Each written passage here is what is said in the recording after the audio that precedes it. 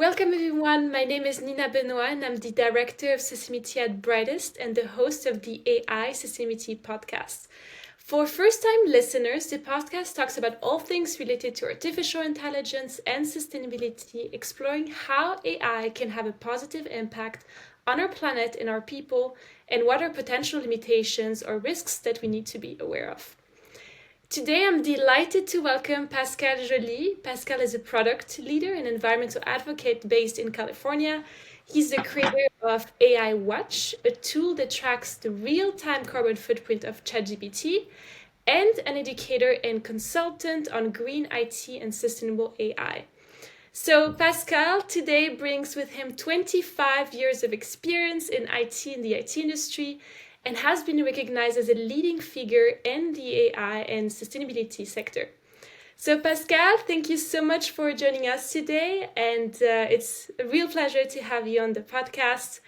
It's also really exciting to have another French person, since I'm also French, to join the podcast today. We actually have a few more that will be joining in the next few months. So that's exciting to see that. Thank you so much for bringing your expertise today and sharing the work that you've been doing. Thanks for having me, Nina. I'm excited to be here. Thank you so much. So the first question for you, Pascal, so to really dive into this topic and to ask you, why does AI generate CO2 emissions? Could you tell us a bit more about that? Yes, so that's a great question to get started. So the best way to understand where emissions come from is to go through the journey of a ChatGPT conversation. So you start with your question, your prompt, and then your prompt actually goes to a server hosted in a data center. And then from there, this data center itself is powered. So your power comes from power plants.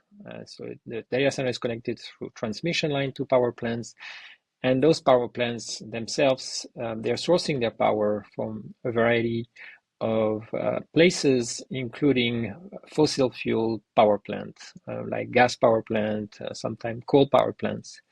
And these coal power plants emit fossil fuel that are responsible for carbon emissions. So that sort of connects a very simple and I would say very innocent virtual conversation with actual carbon emissions. Super. Thank you for this first initial presentation on why this is a relevant topic to talk about. And so you've developed the AIWattch. So as I mentioned, a tool that tracks real-time emission from AI usage. Could you tell us what inspired this project, how it works, and what kind of impact you hope it will have? Sure. So I started a couple of years ago doing some sustainability consulting, especially in the domain of IT, because I've had a lot of experience in IT. And I realized that all the talk was about AI. There was a lot of information about AI. Everybody started to use those chatbots, and there was a gap in terms of measuring the emissions from this conversation. You really didn't have much visibility. There was a lot of chatter, a lot of noise about how much really a conversation emits in terms of emissions. And I started to also hearing that from my students, and hearing that that would be great if we had some kind of ways to measure and visualize those emissions. And that's how the project got started as an open source initiative. That simple Chrome browser extension initially, measuring the ChatGPT emissions in real time. And the idea is that how it works is to count the tokens, input and output tokens. So I'm getting a little bit technical here, but we're talking about the amount of information that's being processed essentially back and forth during the conversation. And there's also another way to measure it through measuring the time it takes. So time of computation, essentially. So two different methods that are currently available, and it's an open source project, so it's growing and improving continuously. And the idea is that you don't just provide the emissions input in a pop-up, but you also have a nudge and an idea, giving a tip to people on how to improve their prompting technique. And that's really where I want this project to go eventually, and potentially impact the millions of users of not just ChatGPT, but other LLMs as well. And that's a fantastic initiative. And how can people use it? So all you have to do is really download the extension from Chrome right now, from the Chrome marketplace. And then you can just start using it as soon as you start using your ChatGPT chatbot. So very simple, and that's one of the premise of the project, is really to keep this very simple. So it's not geared to very technical users, but more the general population. Makes a lot of sense, and I have it myself, and I've found it very useful to have it on ChatGPT. Also, now I've switched to Green PT largely, so maybe an idea to also have it there potentially. And so you also mentioned briefly the students that you work with. So you've taught courses on sustainable AI and green IT. So what are some of the most practical or impactful ways do you think we can reduce AI's carbon footprint, in your opinion? So I like to articulate my courses and teach my students about three main principles. The first one is about measuring your emissions. It all starts with figuring out how to get the data and a baseline of data so that you can take action. So we review the tools that are available, including AIWattch. And then the next step is about sufficiency. So it's not just optimizing, but it's also about whether or not you use AI. And if you have to use AI, use the right kind of AI for your use case. And I like to cover examples that are related to climate in particular, so fire prevention, extreme event forecasting. And then you look at those examples, and they don't require LLMs or very energy intensive models. Very often you can use a much more efficient model, very designed for the task. And that's really the idea behind sufficiency. And the last pillar is about optimizing.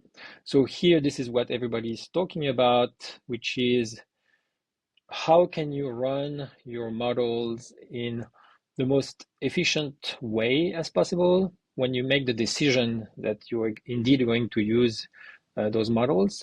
And there are many techniques. We don't maybe have time to discuss about those today, but things like quantization, and there are always trade-offs. So I teach my students about what are those trade-offs between performance and sustainability and minimizing your emissions. These are some really good points, and I think this is a big topic for sure.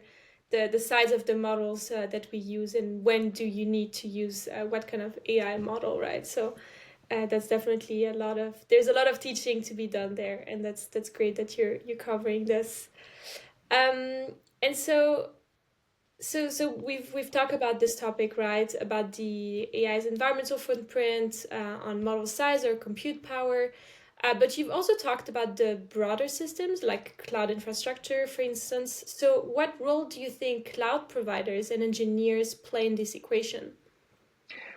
That's a good question. Cloud engineers, they have actually a lot of levers at their disposal to minimize emissions. And the first one is all about right sizing. So it's using essentially the best possible machine that has the lowest emissions for the job. And very often we tend to go for the highest performance because we think it will cover all our needs. But in fact, it's more about downsizing very often, because you can get the same job done if you're maybe doing development or if you're doing inference versus training with a much smaller GPU in the case of AI, or just size of storage, for instance. So this is really about optimizing for the task, optimizing the size of the machine for the task. And the second aspect, which is also very popular in companies because it relates to cost savings, is reducing idle time. So I used to work for a company, a startup company, that the whole product was about terminating machines that are not in use. So when you use the cloud provider wants you to keep your machines on all the time. They don't mind, even if they're not in use, because it's making money for them.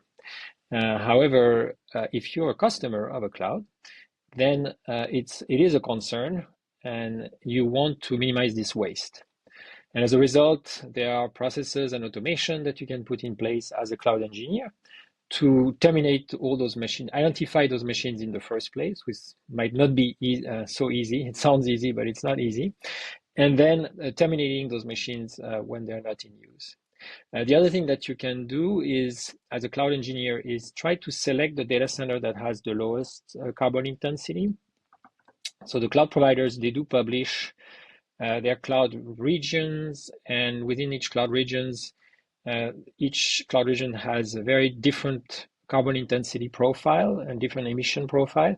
And so for some workloads where performance is not impacted, you have the ability to deploy these workloads in this low carbon intensity. For instance, you deploy in France versus deploying in Poland, or you deploy in Quebec instead of deploying in the US East Coast, because of these considerations. And as a result, you can really significantly lower your carbon emissions without too much work, because this is something that's available to you as a customer of these cloud platforms. The last point you can do as a cloud engineer is the ability to use carbon aware or grid aware computing. So in this case, I'm talking about selecting the right time of the day to run some processes in batch. And when the sun is shining, the energy intensity is much lower. And as a result, it's really a good time to run your workload versus at night. And this is true in regions where solar, like in California, where solar is being used primarily. So these are techniques that cloud engineer can do, and it can be applied for AI workloads or non-AI workloads across the board. And the last piece, I think, was the second part of your question, is really about cloud providers and what is their responsibilities. So cloud providers, they all made pledges in the last, I would say, 5-10 years to reach net zero and really significantly decrease their carbon emissions. It remains to be seen, how they're going to achieve that, given the current growth of investment in data center infrastructure that we're observing.